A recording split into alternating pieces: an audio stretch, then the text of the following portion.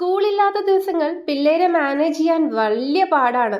അമ്മമാർക്ക് പ്രത്യേകിച്ച് ഇത് റിലേറ്റ് ചെയ്യാൻ പറ്റും. അപ്പോൾ ഇങ്ങനെ സ്കൂളിൽ പനിയായിട്ടോ മറ്റോ സ്കൂളിൽ പോകാതിരിക്കുന്ന ദിവസങ്ങളിൽ അല്ലെങ്കിൽ ലീവുള്ള ദിവസങ്ങളിലൊക്കെ ഞങ്ങൾ ചെയ്യാറുള്ള കുറച്ച് ആക്ടിവിറ്റീസാണ് കേട്ടോ ഇത്. സ്കൂളില്ലാത്ത ദിവസങ്ങളിലും ഞാൻ വേഗത്തിൽ തന്നെ കിച്ചൺ പരിപാടികളൊക്കെ പെട്ടെന്ന് തീർത്ത് അവളോടൊപ്പം കുറേ സമയം ഇങ്ങനെ സ്പെൻഡ് ചെയ്യാറുണ്ട്. മൊബൈൽ ഫോണൊക്കെ മാറ്റി വെച്ച് അല്ലെങ്കിൽ മൊബൈൽ ഫോണിൽ വല്ല ചിത്രം വരയ്ക്കുന്നത് എങ്ങനെയാണെന്ന് നോക്കി പഠിക്കുക, അതല്ലെങ്കിൽ മൊബൈൽ ഫോൺ നോക്കി വല്ല ക്രാഫ്റ്റ് ഉണ്ടാക്കുക, ഇങ്ങനെയുള്ള പരിപാടിയാണ് കേട്ടോ. അപ്പോൾ നമ്മൾ പെട്ടെന്ന് തോന്നിയിട്ടുള്ള ഒരു ഐഡിയ ആയിരുന്നു, ഇങ്ങനെ കുറച്ച് ചാർട്ട് പേപ്പേഴ്സ് കയ്യിലുണ്ടായിരുന്നു എങ്കിൽ പിന്നെ അതുകൊണ്ട് ഒരു ഹാർട്ട് ഷേപ്പ് ഉണ്ടാക്കാം, വാലന്റൈൻസ് ഡേ ഒക്കെയാണല്ലോ വരുന്നത് എന്ന് പറഞ്ഞിട്ട് ഉണ്ടാക്കാൻ തീരുമാനിച്ചു. ഞങ്ങൾ രണ്ടുപേരും കൂടി ചേർന്നിട്ടാണ് ഉണ്ടാക്കുന്നത്. ഈ സ്പേസിലോട്ട് അധികം ആരും വരാറില്ല. ഇടയ്ക്ക് വല്ലപ്പോഴും ഹസ്ബൻഡ് വന്നിങ്ങനെ നോക്കിയിട്ട് പോകും, എന്തെങ്കിലും സജഷൻസ് ഉണ്ടെങ്കിൽ പറഞ്ഞിട്ട് പോകും, അത്രേ ഉള്ളൂ കേട്ടോ. അല്ലാതെ വേറെ ഒരു തരത്തിലുള്ള ഇൻവോൾവ്മെൻറ്റും പുള്ളിയുടെ ഭാഗത്തു നിന്ന് ഉണ്ടാവാറില്ല. കാരണം പുള്ളി ഇതിൽ ഇൻട്രസ്റ്റഡ് അല്ല. അപ്പം നമ്മൾ ഇൻവോൾവ് ചെയ്യിപ്പിച്ചിട്ടും കാര്യമില്ല. പിന്നെ അത്രയ്ക്കും എന്തെങ്കിലും ചെയ്ത് തരണം എന്നുണ്ടെങ്കിൽ റിക്വസ്റ്റ് ചെയ്താൽ അത് ചെയ്ത് തരുകയും ചെയ്യും. അപ്പോൾ ഞങ്ങൾ രണ്ടുപേരും കൂടി തുടങ്ങി. പക്ഷേ ഇതിലൊരു കാര്യമുണ്ട്, പാതി സമയം ആകുമ്പോഴേക്കും അവൾ മടുത്തോളും. പിന്നെ ഇതിൻ്റെ ഫുൾ ഇൻവോൾവ്മെൻറ്റും എനിക്കായിരിക്കും കേട്ടോ. ഞാനിത് തീർത്തിട്ടേ അടങ്ങുള്ളൂ എന്ന് പറയുന്ന ഒരു അവസ്ഥയായിരിക്കും എൻ്റെ അടുത്തുനിന്ന് ഉണ്ടാവുക. അപ്പോൾ ഞങ്ങൾ രണ്ടുപേരും തുടങ്ങിയപ്പോൾ വലിയൊരു ഐഡിയ ഒന്നും ഉണ്ടായിരുന്നില്ല. ഞാൻ എപ്പോഴോ കണ്ടുമറന്ന ഒരു വീഡിയോ ഓർമ്മയിൽ നിന്ന് എടുത്തിട്ടാണത് ചെയ്തത്. പിന്നെ പോകെ ഓക്കെ ഇത് കൊള്ളാമെന്ന് പറഞ്ഞ് അങ്ങനെ കണ്ടിന്യൂ ചെയ്യായിരുന്നു കേട്ടോ. അപ്പോൾ അത് കഴിഞ്ഞ് വീഡിയോ എടുക്കാൻ ഒരാളിവിടെ ഭയങ്കര ഉഷാറിലാണ് നിൽക്കുന്നത്. കാരണം മൊബൈൽ ഫോണാണല്ലോ കിട്ടുന്നത്. അപ്പോൾ അതിൻ്റെ ഒരു ഹാപ്പിനെസ് എന്തായാലും ഉണ്ടാവും. അപ്പോൾ ആ മൊബൈൽ ഫോൺ അവളുടെ കയ്യിൽ കൊടുത്തു കഴിഞ്ഞാൽ അവൾ ഭയങ്കര പെർഫെക്റ്റ് ആയിട്ട്, ഒരുപക്ഷെ ഞാൻ എടുക്കുന്നതിനേക്കാൾ നന്നായിട്ട് തന്നെ വീഡിയോ എടുത്തിട്ടാണ് തരാറുള്ളത് കേട്ടോ.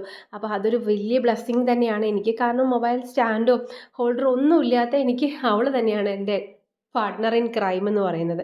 അപ്പോൾ ഞങ്ങൾ രണ്ടുപേരും കൂടി ഒരു ഹാർട്ട് ഷേപ്പ് ഉണ്ടാക്കി. തുടക്കത്തിൽ ഇത് പാളിപ്പോവോ എന്നൊരു തോന്നലൊക്കെ ഉണ്ടായിരുന്നു. പക്ഷെ ഉണ്ടാക്കി വന്നപ്പോൾ നമുക്ക് അത്യാവശ്യം സാറ്റിസ്ഫൈഡ് ആയിരുന്നു.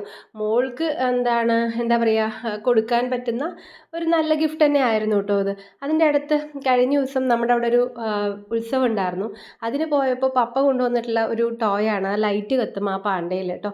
അപ്പോൾ അതൊന്ന് അടുത്ത് കത്തിച്ച് വയ്ക്കണേ എന്ന് എന്നോട് പറഞ്ഞു. അപ്പോൾ ഞാൻ അതിൻ്റെ ഇടയിൽ കൂടെ അതും കൂടെ ചെയ്തതാണ്.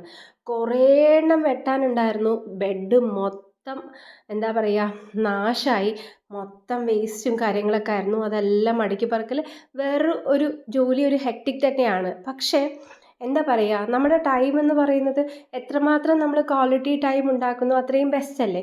അങ്ങനെ ചിന്തിക്കുമ്പോൾ അതൊന്നും വലിയ ബുദ്ധിമുട്ടായിട്ട് എനിക്ക് ഫീൽ ചെയ്യാറില്ല കേട്ടോ പേഴ്സണലി. ബിക്കോസ് ഞാനും ഇത് ഇഷ്ടപ്പെടുന്ന ഒരാളാണ്, ഒറ്റയ്ക്ക് ചെയ്യാനല്ല, മോളുടെ കൂടെ ഇരുന്ന് ചെയ്യാൻ ഇഷ്ടപ്പെടുന്ന ഒരാളാണ്. അതുകൊണ്ട് തന്നെ എനിക്കിത് അത്ര വലിയ ഭാരമായിട്ടൊന്നും ഫീൽ ചെയ്യാറില്ല.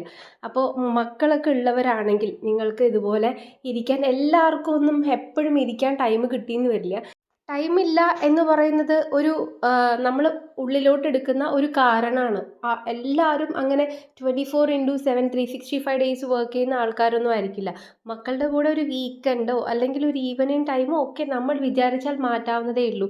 അപ്പോൾ അവർക്കും അതൊരു നല്ല ക്വാളിറ്റി ടൈം തന്നെ ആയിരിക്കും. ആ ക്വാളിറ്റി ടൈമിലൂടെ കിട്ടുന്ന പ്രൊഡക്ടിവിറ്റി എന്ന് പറയുന്നത് അവരുടെ മെൻ്റൽ ഗ്രോത്തിനെയും ഫിസിക്കൽ ഗ്രോത്തിനെയും എത്രമാത്രം ഇൻഫ്ലുവൻസ് ചെയ്യുന്ന, ശരിക്കും പറഞ്ഞാൽ നമുക്ക് വാക്കുകൊണ്ട് പറയാൻ പറ്റില്ല. അത് നിങ്ങൾ അനുഭവിച്ചതിനെ അറിയണം. ബൈ ദ ബൈ, ഇതാണ് നമ്മുടെ ഫൈനൽ ഔട്ട്പുട്ട് എന്ന് പറയുന്നത്. എനിക്ക് തോന്നുന്നു വളരെ മോശമല്ല, എന്നാൽ വളരെ നല്ലതുമാണെന്ന് എനിക്ക് ഫീൽ ചെയ്യുന്നില്ല.